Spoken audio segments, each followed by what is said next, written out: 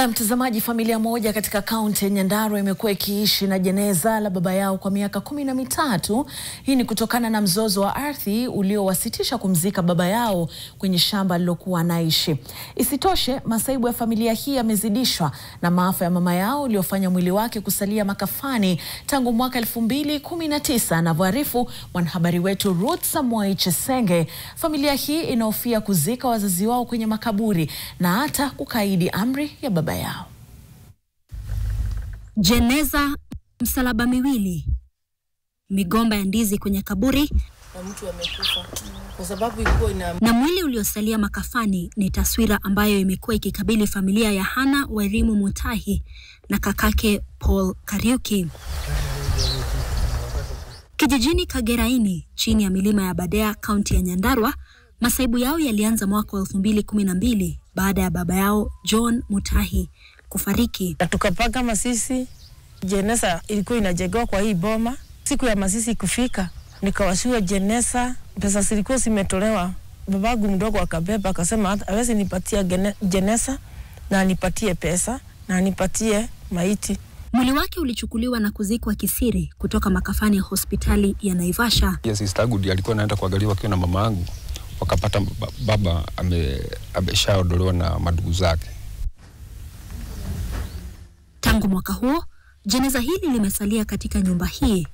Juhudi zao kutafuta mahali alikozikwa baba yao kutoka kwa wajomba wao hazijafua dafu. Tunakaa na ndugu yangu na watoto wangu maombolezi kutoka Januari mpaka Januari.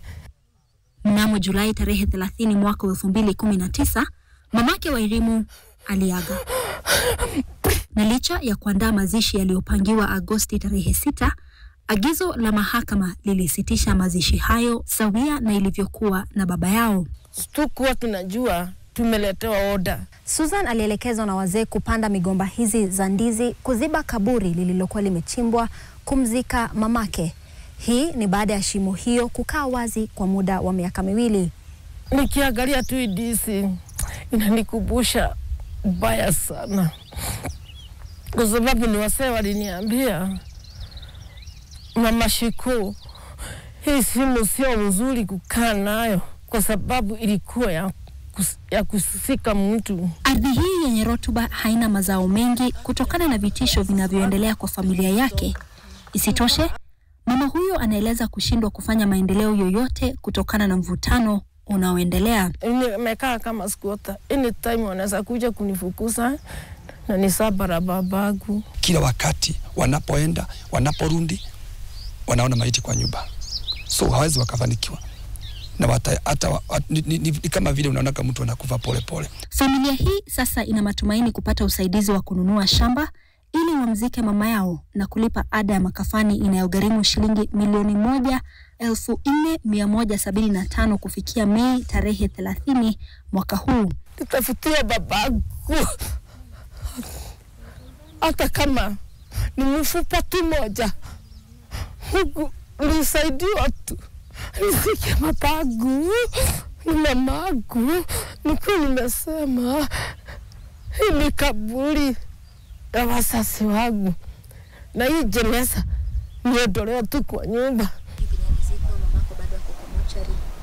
Nasikia huzuni sana kuona babangu, sikujua mahali alipelekwa. Tena kisha naye mama ndio naye amekataliwa ako moshari. Sasa ni shauku ya familia hii inaendeshwa na agizo kutoka kwa babu yao na hamu ya kutoroka laana. Baba yangu kabla ajaaga alikuwa amesema baba yangu, sababu alikuwa kiwete, alikuwa amesema mtoto yake asitolee ijea. Hakuna mtu ataishi hapa milele. Mtu hata kama mtu hawezi nyang'anywa kitu yake, utakufa na utasikwa. Kitu ya mtu hapa ni 4/6. Sasa nasikia ushungu. Kulingana na Wairimu Mitine, wakili wa familia hii, kesi ya urithi wa kipande hiki cha ardhi cha ekari 9 ilianza mwaka 1995.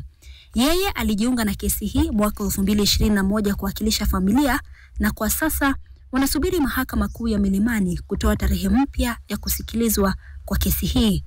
Ruth Samoei Chesenge, NTV, Nyandarua.